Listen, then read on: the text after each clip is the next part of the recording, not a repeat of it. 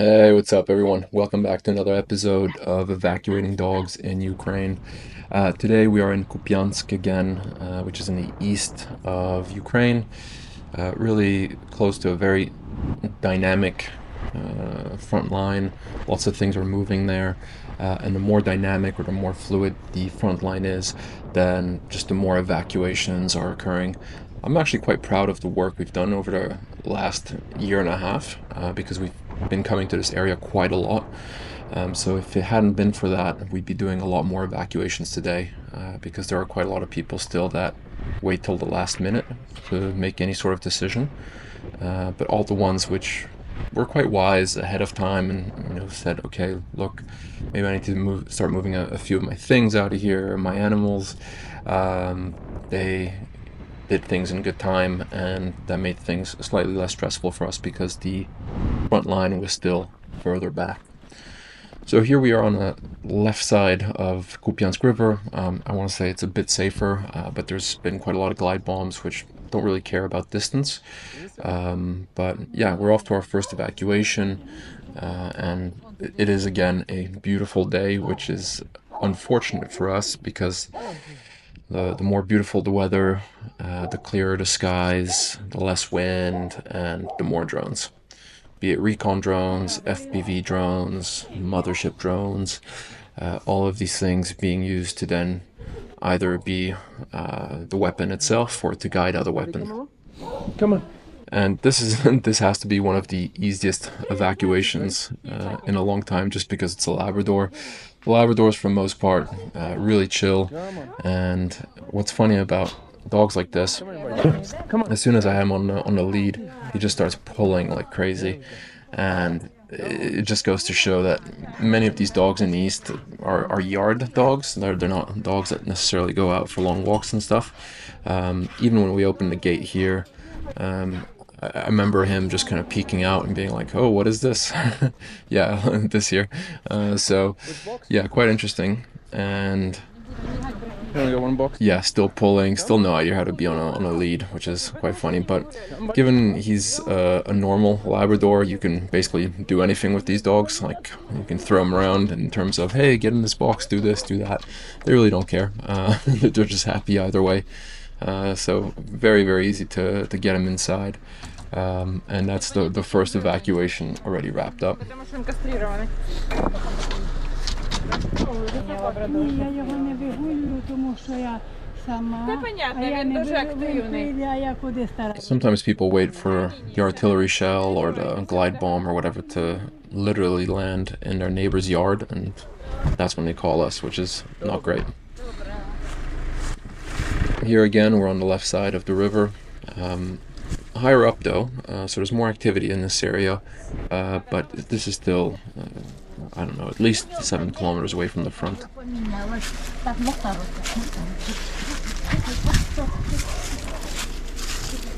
And great that the owner is still there.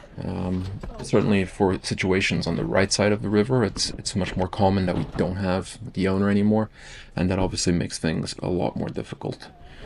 But in this case, the owner can really just use quite a bit of force, and the dog will respect that, to try and get them in this foreign place, aka the box. But yeah, we also had to transfer the lab because he was in a box that was too big for him, and we can only fit a large metal cage and a smaller plastic box in the back of this vehicle. We really don't like taking the ambulance-looking van around Kupiansk, just because it's a target, really stands out. So this has a much lower profile. Again, the Labrador is happy as days. No issue for him. He's just kind of happy wherever he needs to be. And yeah, that means that we free up the large metal cage. Really don't like these metal cages, this one right here, just because they're really heavy, they're bulky. We can almost fit 3 plastic boxes in the back of the other in this vehicle, and with this we could only fit this metal cage and then whatever fits in on the back seats. How much closer? Through the door? You can see that this dog, Mukhtar, is already a bit older, and he's already a happy dog. He's got a pretty good attitude or stance. And she's super, super sweet. She was just a really nice lady, and that usually reflects quite well in their pets. So, yeah, this day is already off to an incredibly easy start. We certainly have other footage and days where things are a lot harder, but yeah, all part of the job. So I'm happy we can do an evacuation like this that goes down easily. The dog's quite comfortable, and yeah, obviously sad that this lady will never see her dog again, and you can tell that she was, very attached, and people hold back tears or they cry or whatever, but it's always quite heartbreaking. Oh, I don't understand. Швейцария. Using my limited vocabulary. But yeah, super nice dog. She was super sweet, and yeah. Gerda, Malish. I'm trying to figure out the name of the dog. Zwate? Muhtar. Muhtar. Muhtar. So Muhtar is supposed to be like a pretty epic name, but Muha is like a fly, so I'm not quite sure which one it was in the end.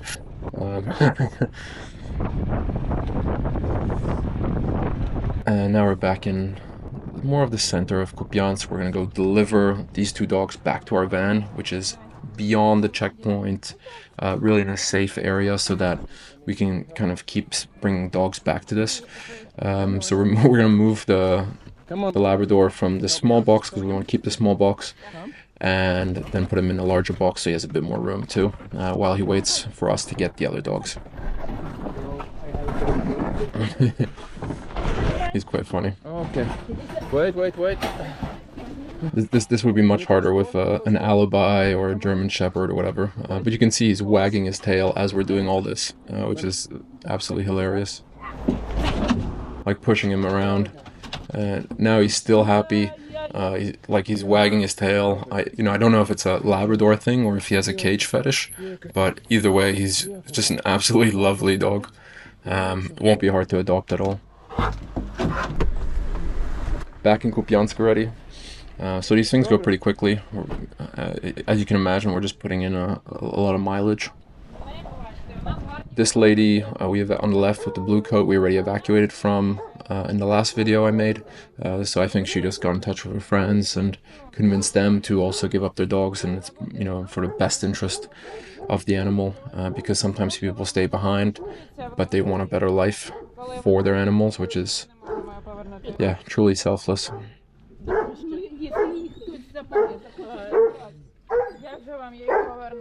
And I can imagine from this couple that they're both going through the same emotions, but one is a lot more visible about it and the other one is a lot more discreet or hidden about it.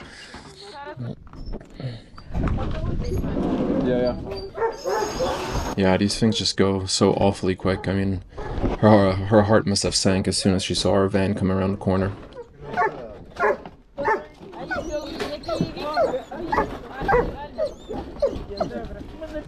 Totally sweet dog. Ты такая толстая, тебя прям так любят. Alma.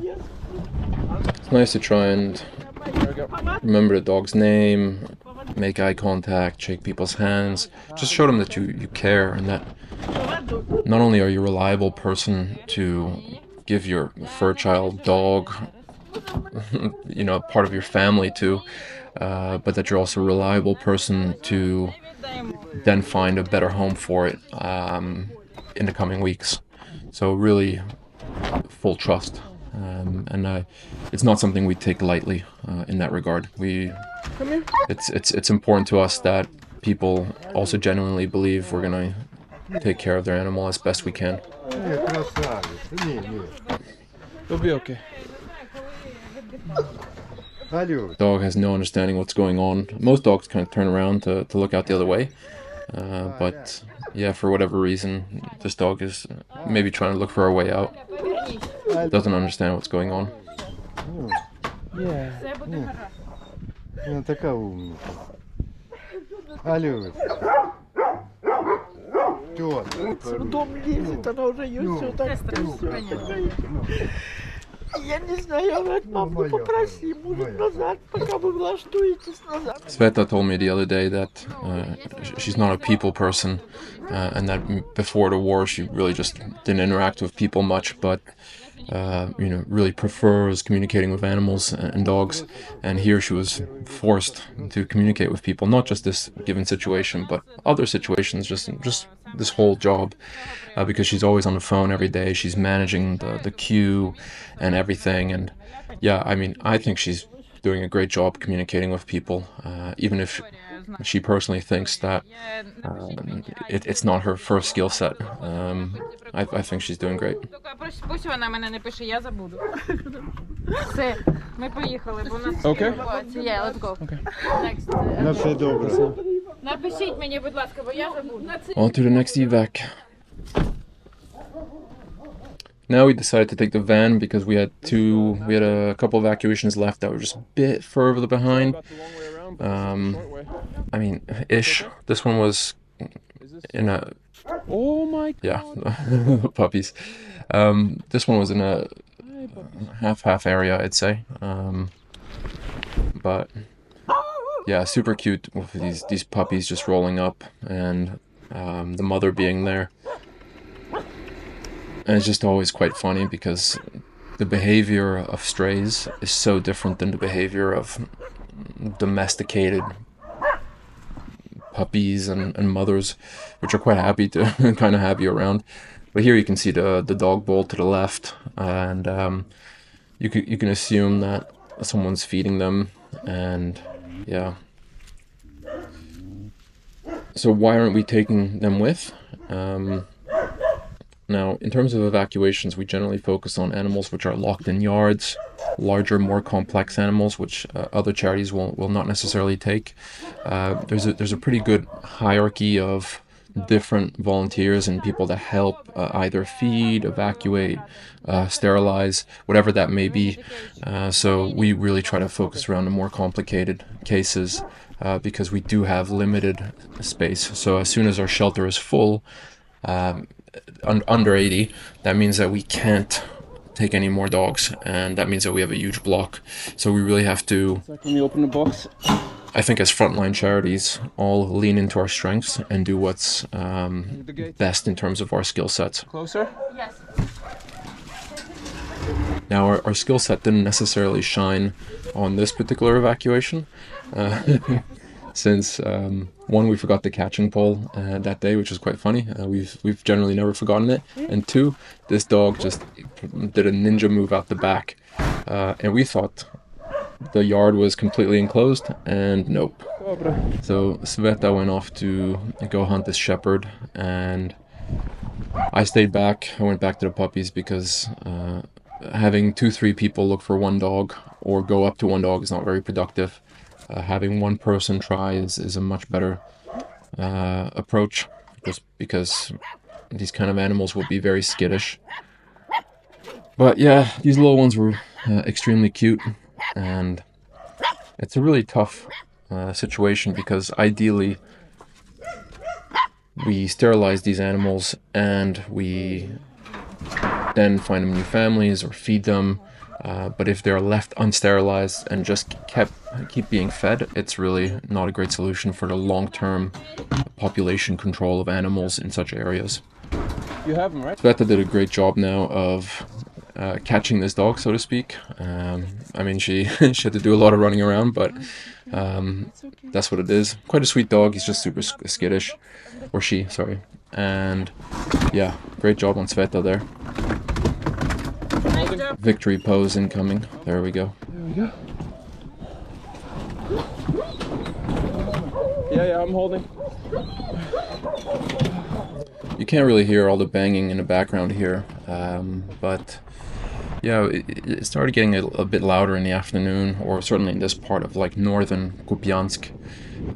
It's really beautiful rural landscape. There's not much out here except residential stuff, and yeah, it's extremely sad to just see how much destruction is waved into these areas.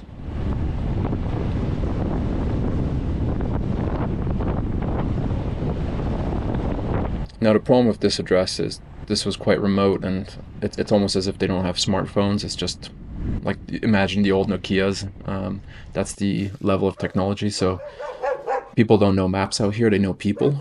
So you have to ask people where other people are, and that kind of gets you somewhere because it's not exactly GPS location and house numbers. Одна маленька собака, 23 немає місця.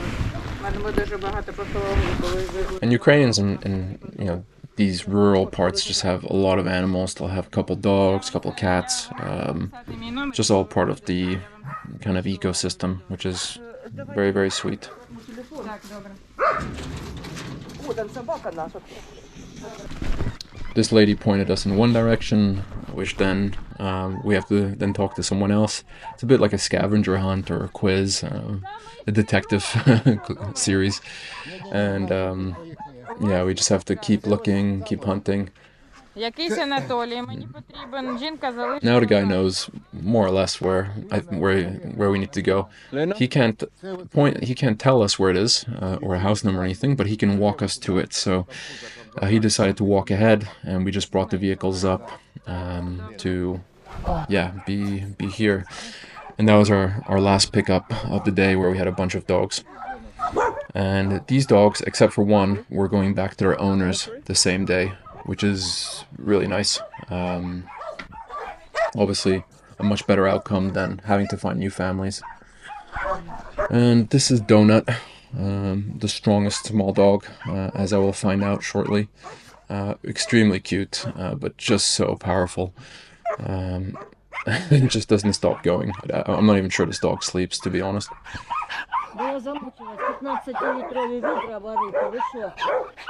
It's exactly this kind of dog that if you just hold a bit, he's going to try to wrestle himself loose, but as soon as you let him go, he's just going to hang out next to you. So it's kind of contradictory. But the one thing we don't want is him to run off, and we don't know what kind of dog it is, so we have to hold on. Yeah. This guy's going 250 beats per second. Yeah, I mean, his heart was absolutely racing, but I think it's just racing when he sleeps. And there, with all his strength, he gets out of my hands. But you see, he doesn't even run away. Oh, so strong. Still here, he just doesn't know what he wants. And this time I wasn't going to be as nice. He was just going to go in the box and enjoy himself. He's just been delivered to a new family last night. An older couple, they're already retired. He lost his shepherd not too long ago and just wanted to have a new dog.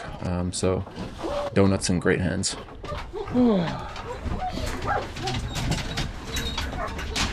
We were also supposed to pick up goats on this day, but that got cancelled. That's why we had the extremely large cage there. And that would have been obviously quite funny to go evacuate goats. I had to Google how do you hold a goat before I went. I thought that was a worthy thing to Google.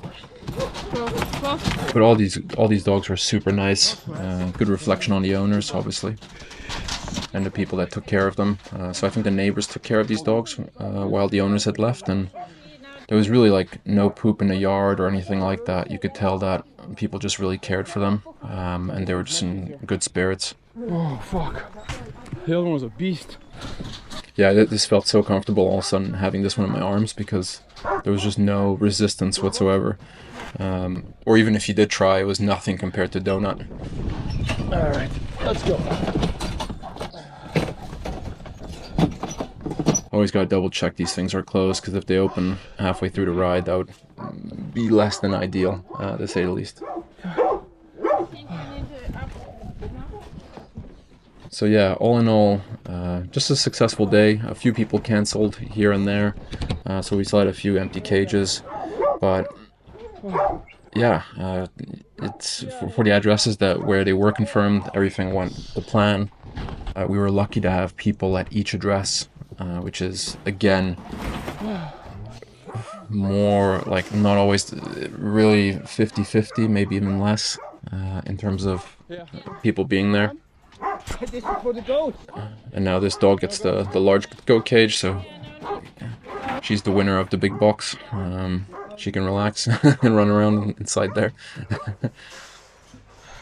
Yeah, these dogs were all back with their family 3 hours, 4 hours after this, which is you really can't ask for more than that. I'm sorry.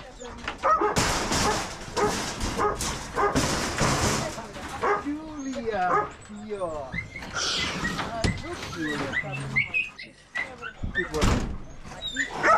The shelling was about, I'd say you heard something in the background every 20 seconds or so, or every 30 seconds. Let's go. No, sorry, like every 3 minutes. Yeah, every 3 minutes or so, which would mean Дякую.